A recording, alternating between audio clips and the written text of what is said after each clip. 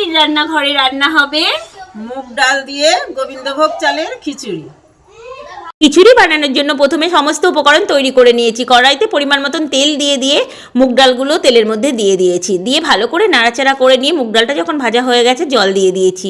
তো বন্ধুরা দেখো, এদিকে আমার ডালটা সিদ্ধ হচ্ছে, আর এইদিকে অন্য একটা কড়াইতে আমি তেল দিয়ে কেটে রাখা আলুগুলোকে ভেজে তুলে নিয়ে তারপরে কেটে রাখা গাজরগুলো দিয়ে দিয়েছি।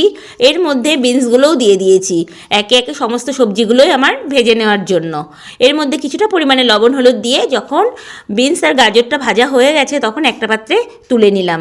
ওই তেলের মধ্যে কেটে রাখা ফুলকপি, কিছুটা পরিমাণে কুমড়ো দিয়ে দিয়েছি। দিয়ে সেটা ভাজা হয়ে গেলেও একটা পাত্রে তুলে নিয়ে তেলের মধ্যে টমেটো কুচি দিয়ে দিয়েছি, কাঁচা লঙ্কা কুচি দিয়ে দিয়েছি। কাঁচা লঙ্কা আর টমেটোটা ওইদিকে আমার ভাজা হচ্ছে, আর এইদিকে কি সবজিগুলো ভেজেছি সেইগুলো চাল আর ডালের মধ্যে দিয়ে দিয়েছি। আর এদিকে মিক্সির মধ্যে জিরে আর আদা পেস্ট করে নিয়েছি। কড়াইতে আরেকটু পরিমাণে তেল দিয়ে জিরে, শুকনো লঙ্কা, তেজপাতা ফোড়ন দিয়ে বেটে রাখা মশলাটাকে দিয়ে দিয়েছি। মশলাটাকে দিয়ে তার মধ্যে আরেকটু লবণ, কিছুটা পরিমাণে হলুদ দিয়ে এই সামান্য একটু জল দিয়ে দিয়েছি যাতে মশলাটা লেগে না যায়।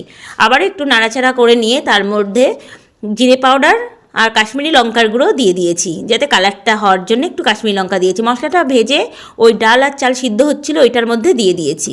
দিয়ে ভালো করে নাড়াচাড়া করে নিলাম। তো বন্ধুরা দেখো, এইদিকে খিচুড়িটার কালারটা দেখেছো কি সুন্দর হয়েছে। কিছুটা পরিমাণে ঘি দিয়ে দিয়েছি, দিয়ে নামিয়ে নিয়ে